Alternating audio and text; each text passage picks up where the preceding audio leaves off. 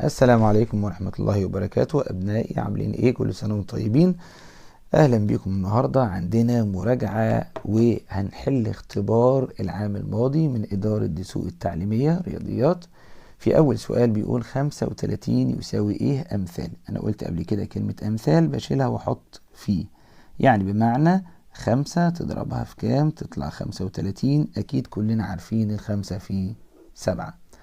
السؤال اللي بعده بيقول لي تقريب العدد ده لأقرب 10,000.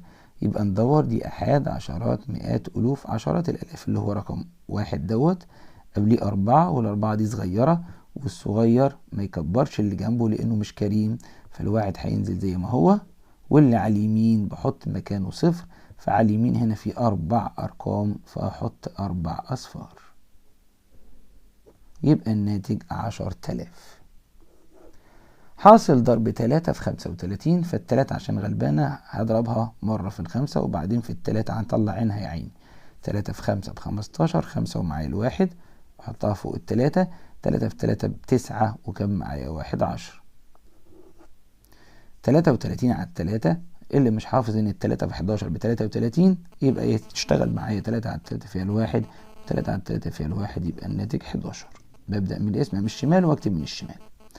هنا سي في 5 بمعنى 5 تنضرب في حاجة تطلع 20. كلنا عارفين الأربعة في 5 يا مستر. العدد 3,257,136. أفضل إن أنا أعمل أطباق، كل طبق يشمل عيلة. طالما بادئ بكلمة ملايين يبقى أنت عايز 3 أطباق، طبق للفكة، طبق للألوف، طبق للملايين. 3 ملايين، خلي بالك قال 3 مليون مش 30 مليون ولا 300 مليون، يبقى 3 في أول الطبق دوت. و257,000 يعني 257. احنا اتفقنا كل عيلة عندها 3 أولاد، دول 3 أولاد يبقى مش محتاجين اصفار. والفكاه 136، يبقى العدد 3,257,136 اللي هي الإجابة رقم ج. 3,257,136. القيمة المكانية يعني مكانها، لأن في ناس كتير بتتلخبط ما بين القيمة المكانية وقيمة الرقم. هنا عايز القيمة المكانية للستة، يعني هي ساكنة فين. أي ولد صغنون هيقول لك الخمسة أحاد والاتنين عشرات، يبقى الستة مئات، يبقى الإجابة الصحيحة هي رقم ب. بالنسبة للسؤال التاني الراجل بيقول لك إبريق فيه 5 لترات من الماء. أنا عايز عدد الملي لترات، يعني الخمس لترات دول يقدروا بكم ملي لتر. احنا عارفين اللتر فيه 1000 ملي لتر، يبقى الخمسة دول هحط قدامهم 3 اصفار، يبقى الناتج 5000. وما تنساش تعمل الكومة. 5000 ملل. ملل هو اختصار لكلمة ملي لتر.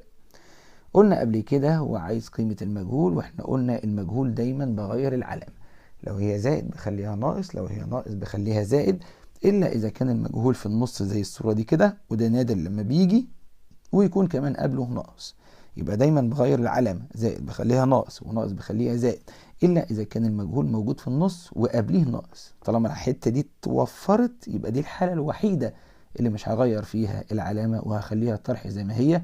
وطبعا الطرح بتطرح الكبير الأول ناقص الصغير، يبقى 18 ناقص 6 بتساوي 12. 30 في 40 المستر علمنا ننزل الاصفار الأول، صفرين هينزلوا، والتلاتة في 4 ب12، يبقى الناتج 1200. مربع محيطه 36. احنا عارفين المستر علمنا ان محيط المربع طول الضلع في 4 مش في نفسه، يعني مين ينضرب في 4 يطلع 36؟ مفيش غير التسعة. نيجي بعد كده بيقول تقريب العدد دوت لأقرب 10. يبقى هدور على خانة العشرات اللي هي الستة، قبلها واحد، والواحد صغير ما يكبرش الستة، يبقى هنكتب 6 ونقول النشيد بتاعنا. اللي على اليمين نحط مكانه صفر، واللي على الشمال بينزل زي ما هو. فهنا هحط مكان الواحد ده لأن في رقم واحد على يمين الدايرة هحط صفر، واللي على الشمال بينزل زي ما هو، يبقى اكتب هنا 5. طبقا لأولويات العمليات الحسابية في ضرب وجمع وضرب. لا، احل الضرب الأول. طب ما أنا عندي ضرب هنا وضرب هنا، احل مين الأول؟ قال لك لا، طالما في بقى حالتين متساويين يبقى ابتدي من الشمال. اكتبها فوقيها 2 في 5 ب10، والاتنين في 3 ب6، وفي الآخر أبقى أجمع وأقول له 10 زائد 6 بتساوي 16. السؤال اللي بعده بيقول 5 زائد 6 زائد 7. طبعا هنا الخمسة في الأول والسبعة في الآخر، مفيش إبدال، ده مجرد دمج يعني غير مكان الأقواس. طب أحلها إزاي؟ بسيطة، شطب الخمسة مع الخمسة والسبعة مع السبعة، هيفضل لك العدد 6 تروح منقله في النقط ويبقى المسألة انتهت.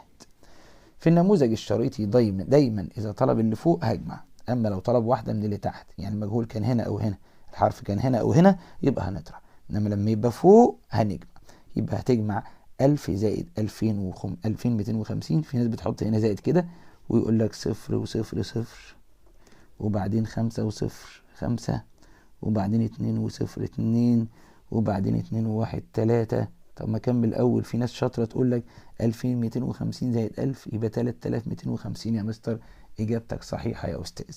تعالوا مع بعض نشوف الورقة التانية.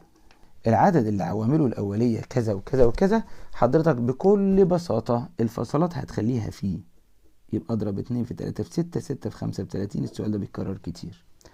الخاصية المستخدمة هنا 7 زائد 4 هي 4 زائد 7، يبقى مفيش أي مشكلة، هو يدوب بس بدل مكانهم، يبقى دي خاصية الإبدال. مساحة المستطيل الطول في العرض، فهو مديني مساحة ومديني العرض، يبقى مين اللي كان مضروب في 3 عشان يديني 30؟ يبقى 10. هو بيستهبل هنا فأنا هستهبل علينا كمان. احنا عارفين إن مساحة المربع طول الضلع في نفسه، هو هنا بيقول لك ما ادارش رقم، بيقول اس. لو طول ضلع المربع اس يبقى مساحته طول الضلع في نفسه، يعني 5 في 5 7 في 7، لا ده اس. خلاص يبقى مساحة المربع اللي هي طول الضلع في نفسه يبقى اس في اس. طب لو كان عايز المحيط يبقى اس في 4 عادي جدا. كلنا عارفين ان اصغر عدد اولي زوجي هو الاثنين، وده بيجي دايما في الامتحان، يقول لك اصغر عدد اولي زوجي اقول له 2، اصغر عدد اولي فردي اقول له 3. هنا بقى لعبه، بيقول لي اصغر عدد اولي زوجي اروح كاتب 2 زائد اصغر عدد اولي فردي اللي هو 3. اجمع بقى الاثنين والثلاثه، وده سؤال غريب شويه، بيساوي 5. يبقى الاجابه 5. لا تختار الاثنين ولا الثلاثه، ده عايز حاصل جمع الاثنين والثلاثه يطلعوا 5. قبل كده العبرة قلنا العبرة بالزبون عايز ايه، ده عايز جرام وده عايز جرام، يبقى خلاص ده براءة ما تجيش يمه، دي الفاصلة او الواو هخليها زائد. ال8 كيلو عشان احولهم للجرام بزود 3 اصفار لان كيلو جرام فيه 1000، ما فضلش غير ان احنا نجمع 8050. هتبص تلاقيها طلعت 8050. لو مش عارف تجمع اجمع احد مع احد وعشرات مع عشرات، يعني 0 وصفر صفر، 0 وخمسة 5، الصفر ملوش صاحب ينزل والتمانية ملهاش صاحب تنزل، يبقى الناتج 8050. هنا بيقول قارن، فهنعد 1 2 3 4 دول 5 أرقام، ودول 1 2 3 4 6 أرقام، يبقى تبوس إيدك شعر وداء لأن المسألة انتهت من قبل ما تبتدي. أكيد أي واحد ماشي في الشارع تقول له 5 أرقام، العدد اللي فيه 5 أرقام أحسن ولا اللي فيه 6 أرقام؟ هيقول لي لا يا فندم، اللي فيه 6 أرقام هيكون أفضل بكتير. مربع طول ضلعه 5 وأنا عايز محيطه، طالما سايب نقط كده يبقى لازم سيادتك تكتب الخطوات. لازم الأول تكتب له إن محيط المربع بيساوي طول الضلع في كام يا فندم؟ أيوة في 4. يبقى تقول له هنا طول الضلع ب5، أكتب 5 في 4، كلنا عارفين ال4 في 5 ب20. تقول له مثلا عايز أكتب من الشمال، اكتب من الشمال بس اكتب لي القانون الأول. يبقى ال4 في 5 ب20 والمحيط ده سنتي، يبقى المحيط بالسنتي مش بالسنتيمتر مربع، لأن اللي بالسنتيمتر مربع ده بيبقى مساحة.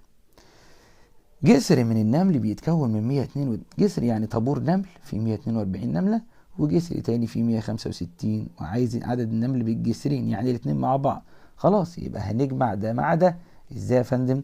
يعني انا هكتب كده سواء طبعا الجمع عملية إبدالية، تكتب ده الأول ده الأول مش فارق، يعني انا ممكن اكتب كده 142 زائد 165 واجمع جمع عادي خالص، احد مع احد وعشرات مع عشرات، 2 و5 7، 4 و6 10، صفر معايا الواحد، واحد فوق الواحد 2، 2 1 3، يبقى 307 نملة من تمييز اللي هو جابه مش انا اللي جاي.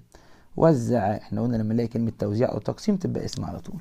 وزع رجل مبلغ 396 جنيه على 3 أولاد، على أولاده الثلاثة، يبقى هنقسم على الثلاثة عشان نعرف نصيب كل واحد فيهم. 396 على الثلاثة. قلنا القسمة بتبتدي من الشمال وبكتب في الشمال، 3 على 3 فيها الواحد، 9 على 3 فيها الثلاثة، 6 على 3 فيها الاتنين، يبقى الناتج 132 جنيها. عشان تتأكد اضرب 3 في 2 ب6، و3 في 3 ب9، و1 في 3 ب3، يبقى 396 جنيها. طبعا العين ميم ألف قلنا عشان نجيب العين ميم ألف لازم نعمل الثلاث خطوات الجمال بتوعنا. هقول عوامل العدد 15، عوامل العدد 10، العين ميم ألف في الآخر. دي الخطوة الثالثة. تعال نشوف، احنا قلنا عوامل ال15 يعني كام في كام يديني 15، يعني هتقول ان عوامل ال15 هي واحد. هيقول له يا مستر الواحد في 15، الاتنين في حاجة يديني 15، لا بس انا عارف التلاتة في 5 يا مستر، خلاص يبقى مفيش حاجة غير دول. العشرة اللي الشاطر يبتدي دايما بواحد، عوامل ال10 يعني كام في كام يديني 10، واحد في 10. وممكن يا مستر الاتنين في 5. طيب جميل. لو هو عايز العوامل المشتركة هتاخد الواحد لأنه متكرر فوق وتحت، والخمسة تقول واحد وخمسة. لكن هو عايز العين ميم ألف يعني أكبر حاجة مشتركة، طبعا الواحد والخمسة يبقى الكبير بتاعهم هو الخمسة، إذا العين ميم ألف هو الخمسة. بس كده احنا كده خلصنا حل اختبار العام الماضي من إدارة الدروس التعليمية، ويا رب يوفق الجميع طلاب ومعلمين. أشوفكم على خير إن شاء الله، والسلام عليكم ورحمة الله وبركاته.